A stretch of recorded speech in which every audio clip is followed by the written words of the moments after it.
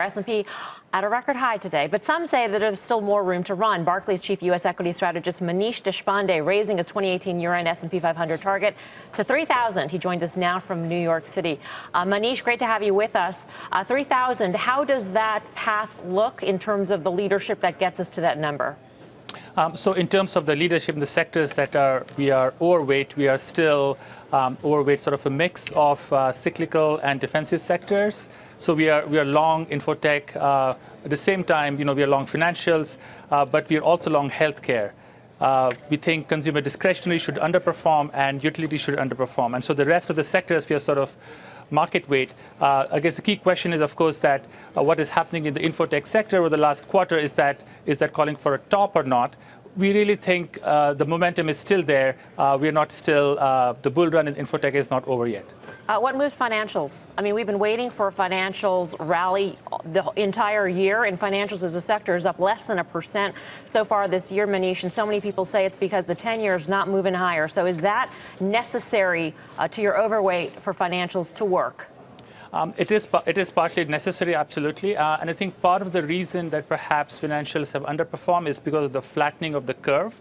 But I think, like you implicitly said, I think what matters for financials is not just the slope of the curve, but also the absolute level of rates. Now, we don't expect rates the 10 years to go sort of materially higher from there, but we expect them to inch up, and so that should help.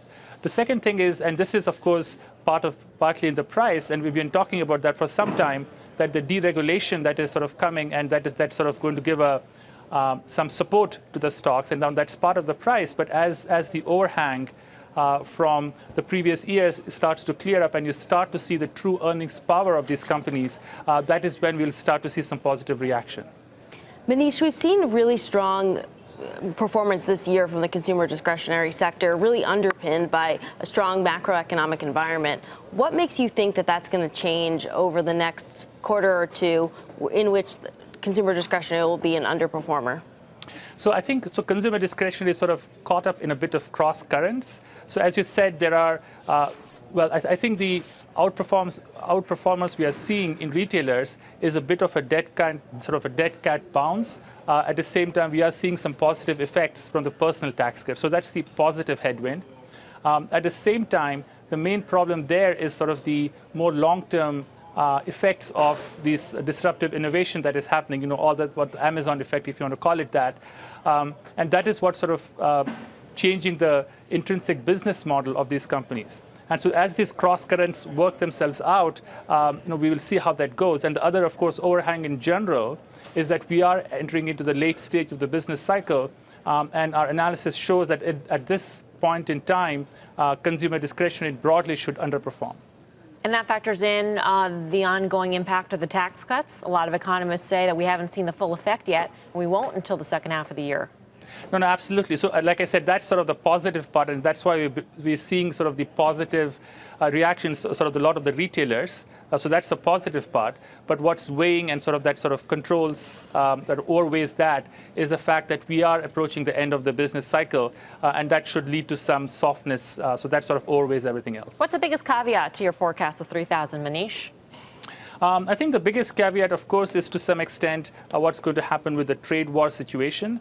Now, our analysis shows, of course, that the first order impact of what is happening if you just have a trade war with China, the first order impact on U.S. earnings is not going to be very substantial. So we have sort of pretty detailed estimate of that, and we estimate that even if you get 25% tariff on all U.S. imports and exports to China, the overall impact on 2018 earnings is going to be around 3%. Now, this does not account for the impact of sentiment. That's sort of quite unquantifiable. But the first order impact, I think, is very limited. And I think the market has, although it was quite nervous when this whole thing started back in March, it has come to realize that the strength in the broad U.S. economy is able to absorb that. Maneesh, just to interrupt. Number one, first of all, your target. We're talking like it's a great target. You're up basically 3.5% from here. And if you didn't raise your target, you'd have to have a neutral stance on the market. So how much of it is that you just don't want to get off this train yet, rather than making this huge call? Number one. Number two, I disagree with your impact on tariffs. If tariffs take full effect you're going to see a much, much deeper impact in the economy. So I'm curious as to get to how you get to where you are on that. It just seems very low. So there are two parts to it, right? So we have sort of a model where we forecast earnings, and the reason we have raised from 2,900 to 3,000 was really because earnings this quarter were stronger. So that's sort of the main driver, and we also updated some of our modeling methodology. So that's what we get to 3,000. And again, it's not very large, so I would classify myself as being moderately bullish here.